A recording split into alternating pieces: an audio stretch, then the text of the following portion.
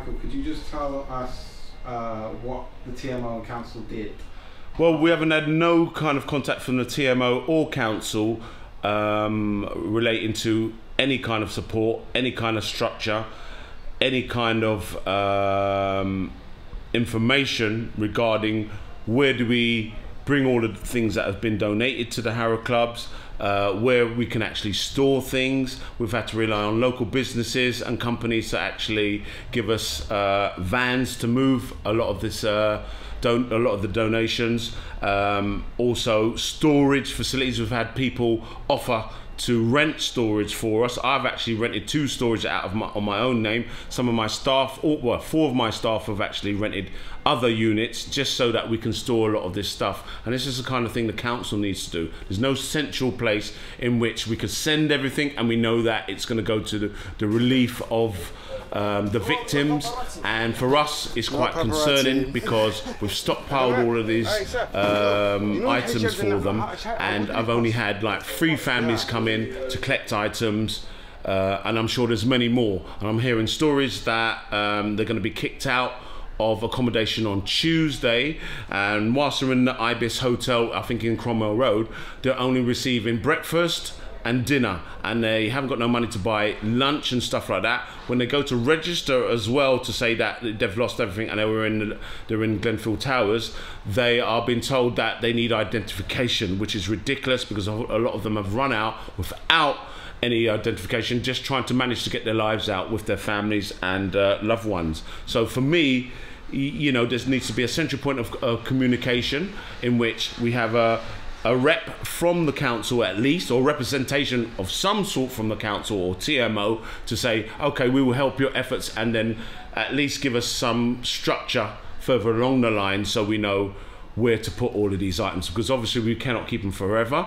We want to make sure that it does get to the people who actually need it, but at this very point, you know, the council, RBKC, TMO, who's responsible or who should be coordinating this, haven't done any of this. So it's put a great strain on my organisation to come up with all the answers, and unfortunately we haven't got all the answers. We've had a brilliant response from our local community, and they've been phenomenal in terms of giving money, donations. Even poor people who haven't got, you know, they're giving the shirts off their backs, literally, and even little kids donating their toys. And it's just been emotional. I have people from Japan come in and want to help. People from Scotland, Wales, people from Kent, Manchester, Newcastle, you know, Woolwich, all over the place, to be honest. And it's just heartwarming that they've got this empathy and compassion to bring all of this stuff. But I must say, we've got enough to probably clothe and feed the whole of London. So my concern is the actual victims, what they actually getting, and how we actually going to get all of these stuff, because it's not only our centre. I know Acklam, the Christian Centre, RPT, we're all stockpiling these in different warehouses and stuff like that, and it's more than enough to aid the victims. But unfortunately, there's no one really coordinating this. So you've kind of autonomously done all of this? Absolutely, off our own back. From the time I got a call at 2:30 in the morning that Grenfell Towers was on fire, but from one of my workers said we need to open the club. So we opened the club. I shot down here, got here at 3 o'clock, and that's when the first victims from the fire actually was in our building, and they needed refuge there. So they were staying in our building, and then what became apparent was RPT, which is Rugby Portobello Trust, were also set up as a centre, but they're close by, and we work in liaison with them to make sure that both centres are liaison with the victims' names, people that were missing. But it was quite a stressful time, obviously, right at the beginning, because people were going from centre to centre to find out, I heard that you might have this person, and then finding out that we didn't, and then obviously a lot of people have been carted off to hospital as well. So very confusing time, and we didn't have no one from the borough coordinating any of this. We've done this literally off our own backs, and we've been doing this since Wednesday, and it's now Saturday, and we're still doing it. Have you got any authoritative list? Yes, we have. So I've been speaking with people who have been directly involved with the victims and going actually to the hotels to give them the relief. So we've got care packages that we've all made up. We've got lists today of 30 flats that I think Westminster have donated for these victims that we're actually kitting out. So with bedding, we're giving the victims clothes and stuff like that. But these are going directly to the victims, which is, you know, a welcome relief for us, because we've sent stuff to Park Row and it's just going to be in a massive warehouse with everything else. Who's going to sort through all of this stuff and make sure these people actually get it? And one guy said, look, the Salvation Army have said to us, we can sell them in tons or whatever. We get £200 and then we give you that £200 back to put into the kitty for the reef, which is fine. But who's going to coordinate all of that? Is it going to be, you know, we've had people come in and say, I was on the 12th floor, now they've come back again looking for more stuff. I was on the 14th floor. So you've got that element attached to it as well, where people are just using the situation to probably for their own personal gain, which is another thing that we've been looking at for as well. And then I know a lot of the people who've been giving and donating stuff have their concerns about is this actually going to reach the people in need and the actual victims? And as far as we're concerned, we're stockpiling around the corner and keeping the stuff close to us. So when these victims come in, they can actually receive the items that they actually need. So just to clarify, the TMO and the council have not been involved in either collating and running through a name check? Absolutely. No, we have no lists, no name checks. And they've not been involved in the allocation of provisions? Not whatsoever. I think the only thing that we've been told is that we can take it to Grenfell Depot, I think, was one of the places they said for all our donations, that's the new central point. And we found that out yesterday, that they wanted us to, the stuff that was been donated, they wanted us to actually transport it ourselves to Greenford. Rather than sort of like say, okay, we've come down here, we're willing to help and support, sent a big truck down, we could load it up, we've got all the volunteers, and then we know that it's actually going to go somewhere safe. But unfortunately that's not the case. And just one more thing, because you've had to act so autonomously, you have taken certain initiatives like putting up bedding, that's then been shut down by the council and TMO. Yeah, we had 130 beds ready for victims, and we were told that they weren't sending them to us because we haven't been vetted. And I'm thinking, well, that's absolutely crazy, because we're actually funded to run a youth provision for RBKC. So where the need was, it wasn't taken up. And as far as I'm concerned, you know, that was a waste of effort and time from our volunteers to set up all those provisions, and we didn't actually have that aftermath. Sorry, just need to just turn it off.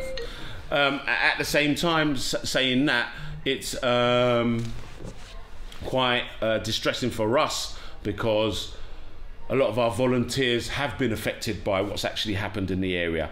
And the other side of that, putting up those beds ready for victims or the people who have been evacuated. So we were prepared if that building was actually going to come down, that those other tenants could actually have somewhere to stay, wash and be safe in. One more question I answered, it was the last one. You are a youth provision within the stone's throw of Grenfell Tower, right? Yes, right. A significant amount of those young people who are dead. Yeah.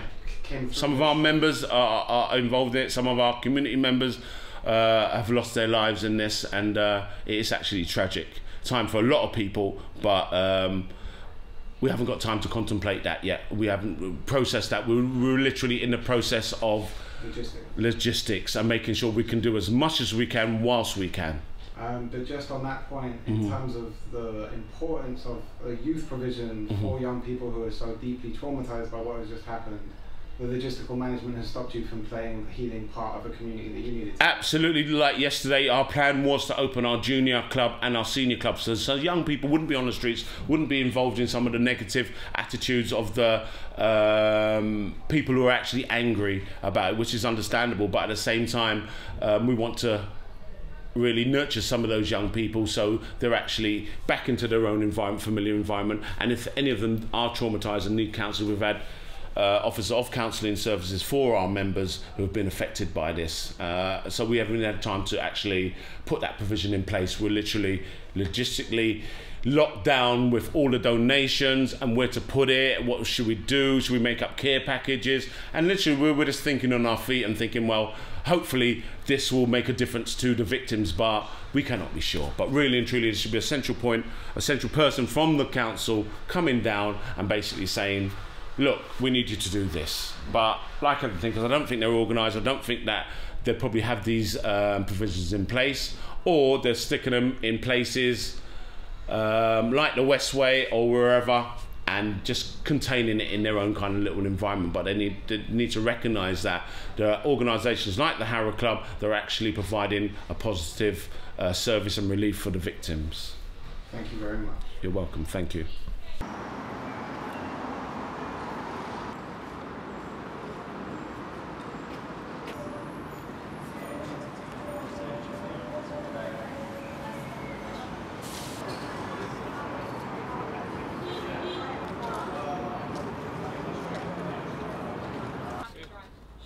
I have. Right. I have. What have the council and TMO done since this disaster struck? I've been working here and various sites for 3 days of now, so I've taken a leadership role here, and I haven't seen a representative of the council once. Yeah, so I haven't seen a single representative of the council. We're completely lacking in centralised organisation. So yeah, that's so far the experience of. I mean, obviously you're a centre of the community, and yes, a lot of the congregation will have been in Grenfell Tower. Mm-hmm. Have you been able to do any of the necessary healing work with the communities affected? No. Our role, as you can see around us, has been entirely logistical. We've been inundated with amazing donations from people all over the place, from Bristol to just next door. And so the community has come together to do logistics, organise things, sort things. We've organised our own depot with a company, and they're storing things until we can establish our own distribution links, because there has been no centralised governance of where people are or how we can help them. Given the failure of the council to do that, do you think it's better to do it autonomously? Would you trust the council to do the distribution of these provisions? It's increasingly obvious that amongst the community people are losing faith in trusting the council to take control of this, and trusting them if something appears. So I don't want to sort of say a position that we don't trust, but there is caution. We're hoping that something more centralised appears. I'm on my way to a meeting now to try and establish that, but yeah, we're hopeful. That's what we are. Sorry, there is another question. No, that's fine. Just in regards to the lists that are being collated on the individuals who have been lost and an account, have you had any support, given that you are a place where people have been coming to get aid? Has anybody taken names? Have you had any central coordination of that? With regards to coordination of where people are, we today have established our own distribution team who have gone out into the areas that we've gained intelligence on as to where people may be, and we're taking lists of what they may need, and we're hopefully going to go and coordinate with other centres. But there has been no assistance whatsoever. It's been our own intuition to do, essentially, and it's the kindness of people that have gone out, travelled London to find people, but no, absolutely no help whatsoever.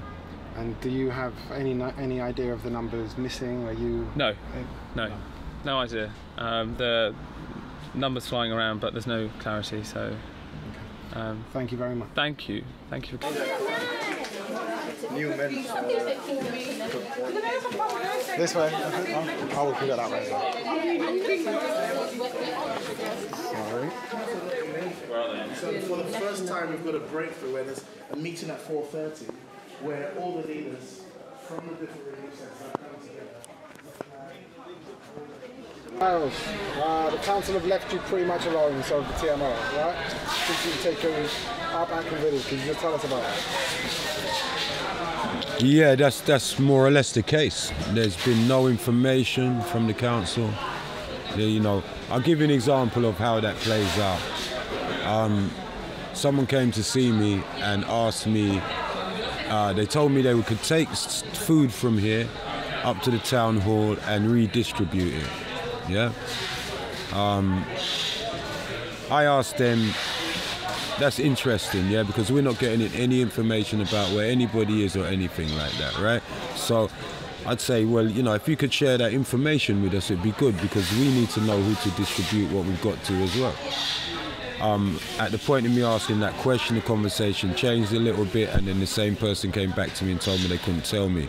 Now, I'm just saying that this is the protocol that's being used at the moment, you know, and it's not about the person who came to tell me that, it's about why they can't talk to me, or why they can't tell anybody what's going on in relation to how many people have survived and how many people have passed. Yeah, we've basically been doing this on our own with the love of the community, man, with the support of the community. Basically, you know, our perspective is this, yeah, the people sent to the people, for the people, yeah? Perfect. That's what happened. Is there anything else that you want to get out of this moment in time that potentially can go into a separate file in terms of what's happening on the ground, numbers you're hearing, lists that you've corroborated, any information you have regarding missing lists that isn't in the mainstream media? I would say that I don't really want to go into the depths on that, but I would say that from our estimation, from the people we've spoken to, and, you know, through the last few days, and, you know, kind of weighing up what's available and what's not being, because sometimes what you're not shown is just as revealing as what you're shown, right? So I'd say, you know, we're all aware, I think, in the community that we're dealing with a triple figure numbers. At the end of the day, we're just hoping it's not as high as it has been suggested by some people. You know, we want to be positive, but you know, we know it's going to be triple figures. Yeah.